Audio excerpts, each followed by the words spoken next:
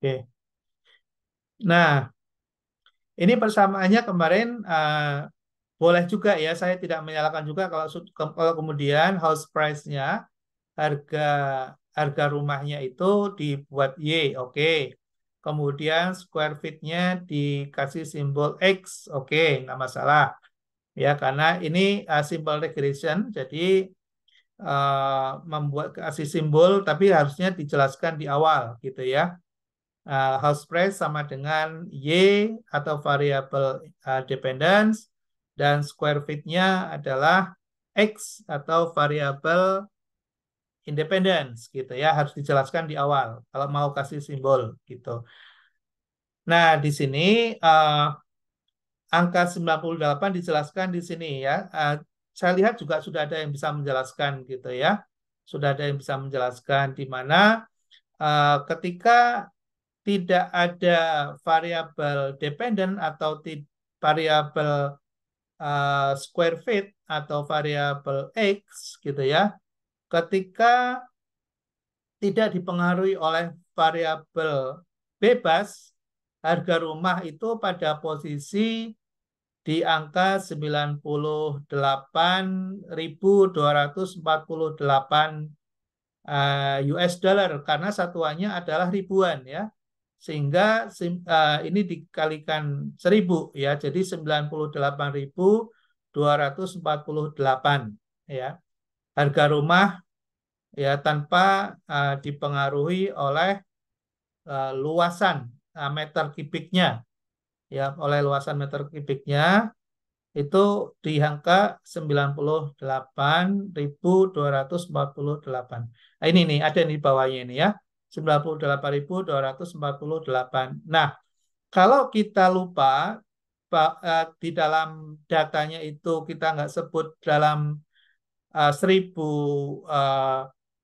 US dollar per meter kubik, maka kita tidak bisa nih menjelaskan ini dengan baik gitu ya. Nah, nanti munculnya hanya 98, maksudnya apa 98,248? Kan tidak ada artinya gitu ya. Ini ada artinya ketika kemudian dikalikan dengan 1000 US dollar baru ada artinya. Ya bahwa harga rumah gitu ya rata-rata berada di nilai 98.248 US dollar gitu ya, tanpa dipengaruhi atau dijelaskan oleh besaran luasnya. Itu. Oke. Nah, kemudian berikutnya. Nah, berikutnya saya lihat juga ada sudah menjelaskan ya, sudah ada yang menjelaskan. Nah, tapi ada yang lupa bahwa di situ ada nilai 1000 US dollar. Jadi menjelaskannya hanya 0,1. Nah, kalau 0,1 itu tidak ada artinya gitu ya. Tidak ada artinya. Ini adalah satuan ya koefisien yang akan memiliki arti kalau kemudian dikalikan dengan square feet-nya ya dengan luasannya ya dengan luasannya. Jadi artinya apa? Artinya bahwa setiap ada perubahan sebesar satu satuan ya satu satuan berarti 1 meter persegi gitu ya akan merubah harga sebesar 109 US dollar. Jadi setiap kali ada perubahan ya, ada perubahan luas ya. Setiap kali ada perubahan luas sebesar 1 meter kubik ya dalam volume metrik ya, 1 meter persegi ada perubahan 1 meter persegi akan berpengaruh terhadap harga rumah sebesar apa? Sebesar 109 US dollar. Setiap satu perubahan meter kubik akan merubah harga sebesar 109 US dollar. Nah, itu baru ada artinya gitu ya. Nah, beda ya menganalisa data primer dengan menganalisa data sekunder itu berbeda. Kalau data primer dalam bentuk satuan yang tidak jelas, yaitu satuannya itu adalah data interval, ya kita nggak bisa menjelaskan gitu ya. Tapi kalau datanya data sekunder jelas, ya. Nah, makanya nanti kita latihan dengan mengolah data sekunder sehingga kita bisa memahami setiap kali ada perubahan, misalnya setiap ada, kalau misalnya kita ingin menganalisa bagaimana pengaruh misalnya uh, perubahan harga pokok misalnya uh, sembako misalnya terhadap tingkat pendapatan masyarakat Pekalongan misalnya. Lalu kemudian kita mengambil 5-9 bahan pokok misalnya perubahan harganya. Itu kan ada ya, indeks harga di setiap kota itu kan ada. Nah, coba dihitung ya, dihitung lalu kemudian tingkat pendapatan atau pengeluaran rumah tangga misalnya kaitkan dengan pendapatan rumah tangga atau pengeluaran rumah tangga misalnya. Nah, apakah uh, akan ada pengaruh misalnya perubahan harga sembako itu terhadap uh, tingkat kesejahteraan atau tingkat pengeluaran masyarakat Pekalongan misalnya.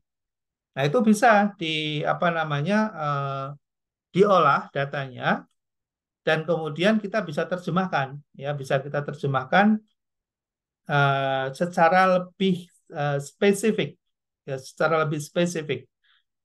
Ada artinya ya, setiap kali ada angka itu ada artinya. Nah, lalu apa lagi yang perlu dijelaskan? Yang perlu dijelaskan adalah air besar, ya, air besar. Air besar. Nah, ini air besar ini juga saya lihat sudah ada yang menjelaskan ya dengan baik, ya, sudah menjelaskan dengan baik. Uh, R kuadrat itu diambil dari mana? Ya, cara ngambilnya sebetulnya dari regression, ya, dari hasil regression 18934 ini ya. Simpangan bakunya 1894. Nah, kemudian dibagi dengan totalnya. Ya, 32600 sudah ketemu 0,58. Nah, 58 ini sudah ada yang bisa menjelaskan tuh. Jadi uh, kontribusi variabel luasan meter kubik dari dari rumah yang akan dijual akan berpengaruh terhadap akan memengaruhi ya akan memengaruhi harga rumah ya sebesar 58% ya. Jadi mampu menjelaskan ya mampu menjelaskan variabel X itu terhadap variabel Y sebesar 58%. Berarti artinya 42% lainnya itu dijelaskan oleh variabel yang tidak diteliti ya di dalam analisis ini gitu ya. Nah, itu juga perlu dijelaskan gitu ya. Nah, lalu kemudian apalagi yang perlu dijelaskan? Yang perlu dijelaskan adalah simpangan baku. Ya, simpangan baku. Kenapa simpangan ini perlu dijelaskan? Untuk mengetahui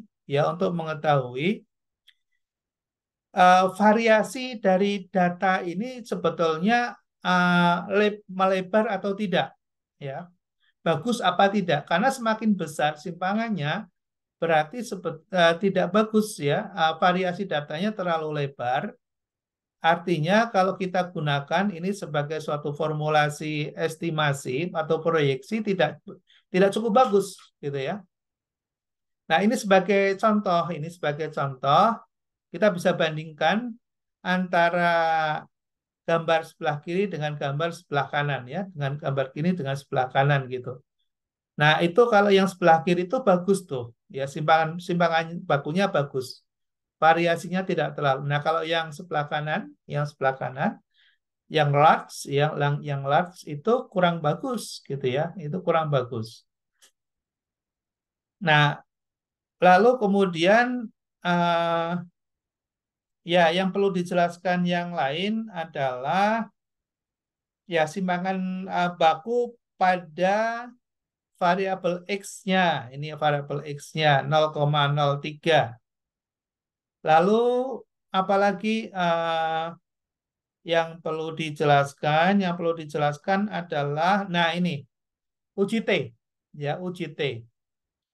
Nah di dalam UJT ini kita ingin mengetahui apakah hubungan antara X dengan Y itu signifikan atau tidak. Ya, signifikan atau tidak. Artinya signifikan atau tidak itu kita bisa percaya atau tidak sih pengaruhnya itu nyata atau tidak. Jangan-jangan tidak nyata gitu ya.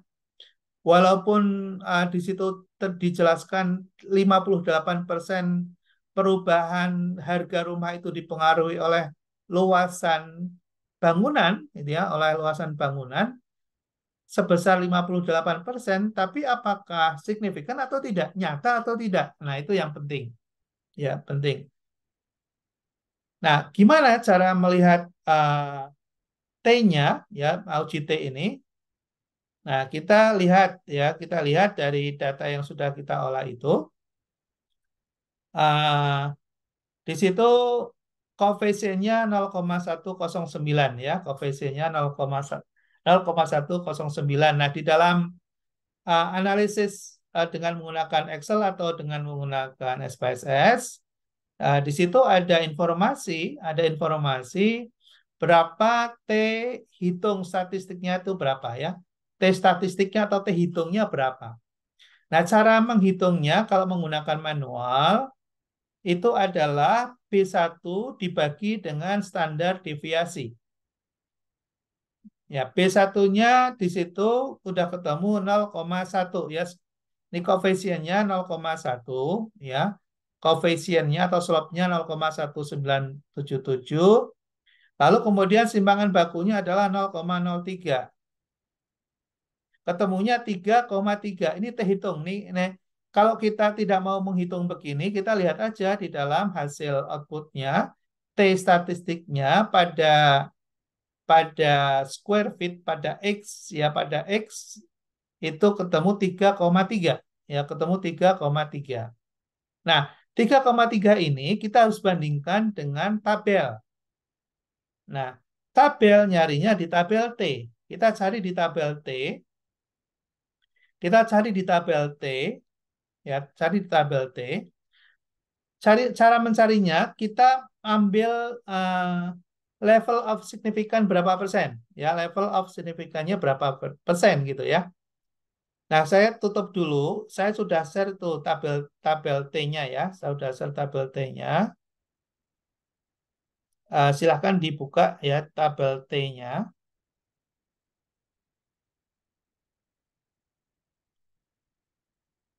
Tabel T di mana tabel T ini?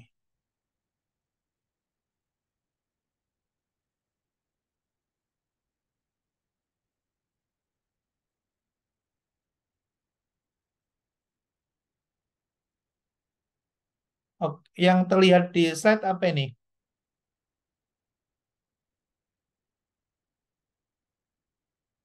Terlihat tabel?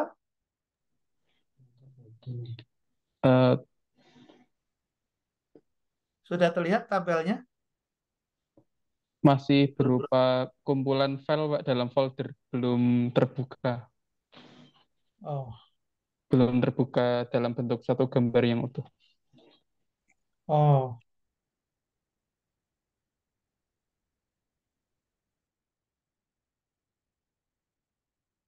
Ini sudah kelihatan? Udah, tapi agak kecil, Pak. Ya, Kecil sekarang, ya. ya, sekarang sudah lumayan. Oke. Nah, ini perlu diingat ya, diperhatikan baik-baik ya. Untuk mencari tabel T, rumusnya adalah N min 2. Ya, N min 2. N itu apa? N itu banyaknya variabel. Ya, banyak variabel dikurangi 2. Variabel kita ada 2 ya, X-nya 1, Y-nya 1. Oke, sedangkan N-nya, uh, N minus K. Ya, saya ulangi lagi, rumusnya adalah degree of freedom N minus K. DF-nya adalah rumusnya N dikurangi K. N itu adalah jumlah sampel. Ya, jumlah sampelnya ada berapa ini? Masih ingat? Ada yang ingat jumlah sampelnya ada berapa? 10. 10. Yes, right. 10. Oke. 10 dikurangi 2 berapa? 8. 8. Nah, kita lihat degree of freedom-nya, eh, DF-nya dilihat ke bawah di angka 8. Ya, di angka 8. Kemudian tarik horizontal ke kanan, ke kanan. Nah, kita ingat, kita mau ambil level of significance-nya berapa persen? Alfanya berapa? Alfanya kalau misalnya ambil 5% berarti 0,05 ya, 0,05. Kalau kita menggunakan two tails, kalau kita menggunakan two tails. Kalau menggunakan one tails berarti 0,025. Oke. Nah, di situ kita tarik garis pertemuan antara 0,05 dengan 8 ya, dengan 8.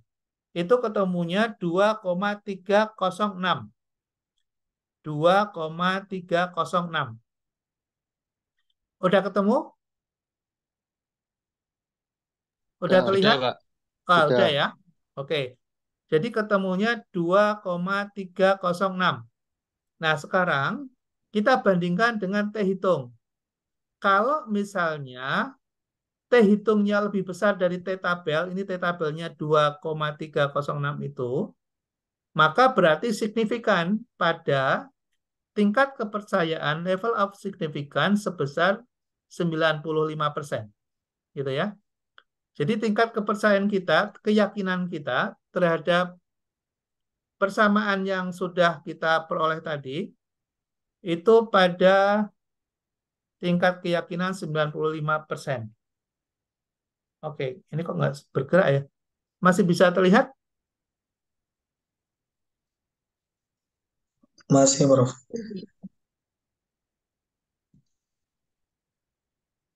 Aduh, kayaknya ngeheng nih punya saya.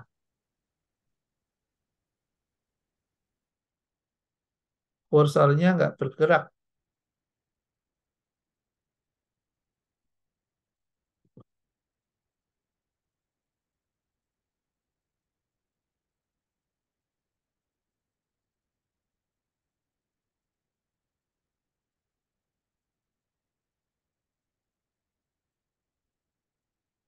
Nah, ini udah kelihatan lagi ya di apa paparan.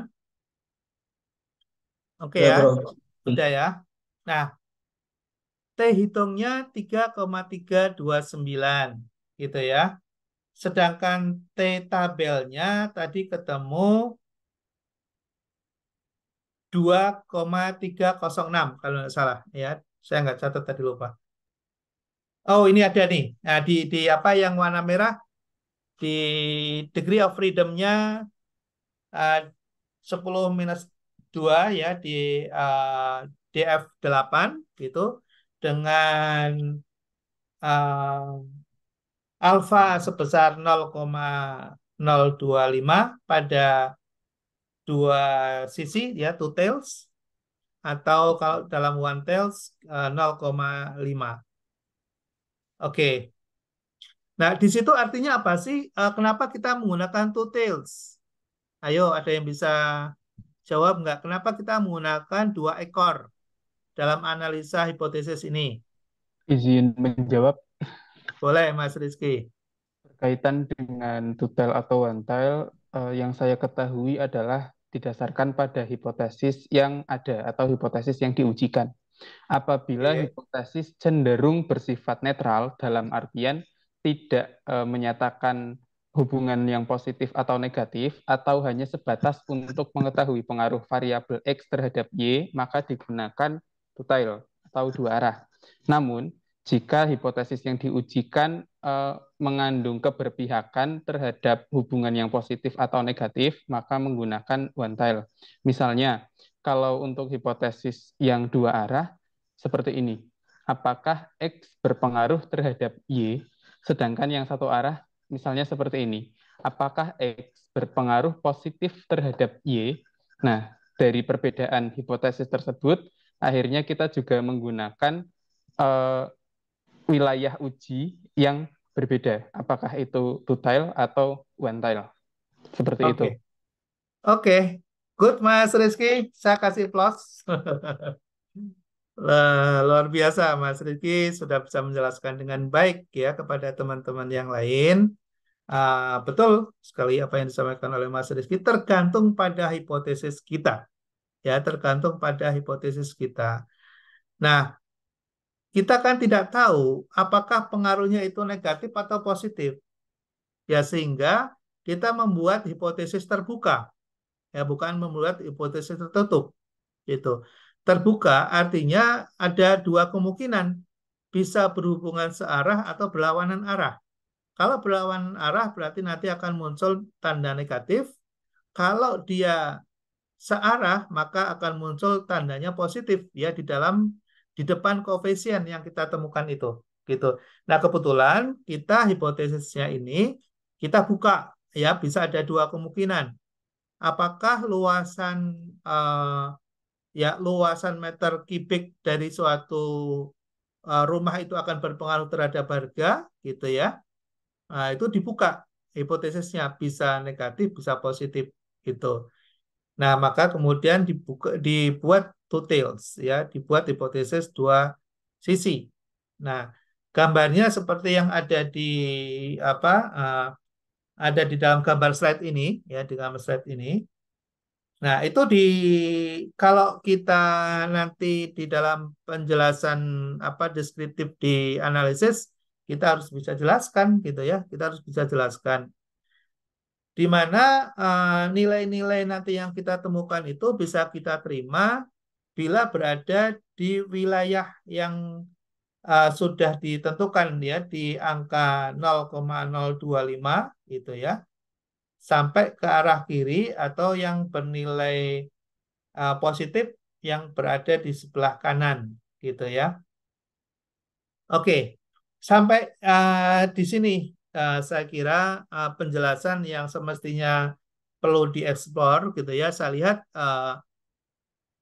masih terbatas ya penjelasannya, belum terlalu lengkap, tapi namun demikian saya tetap menghargai upaya yang sudah dilakukan.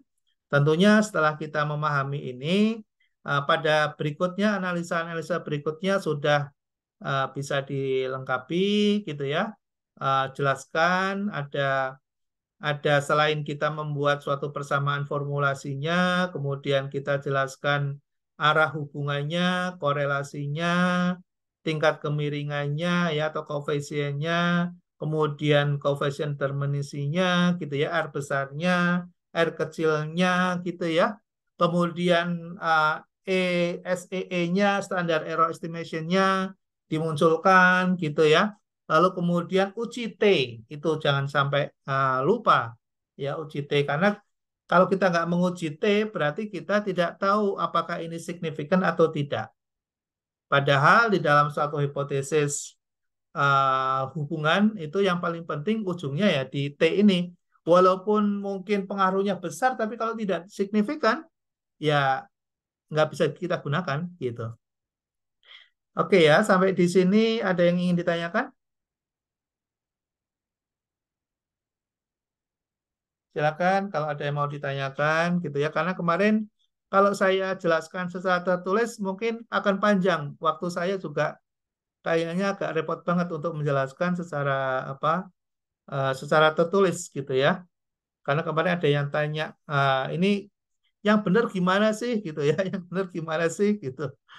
Ya, kalau saya jawab pakai itu ngetik jempol saya itu udah gede-gede jadi susah. Kadang ngetik satu ketemu munculnya dua huruf gitu. Aduh, jadi mohon maaf. Ya, sampai di sini dulu. Eh, saya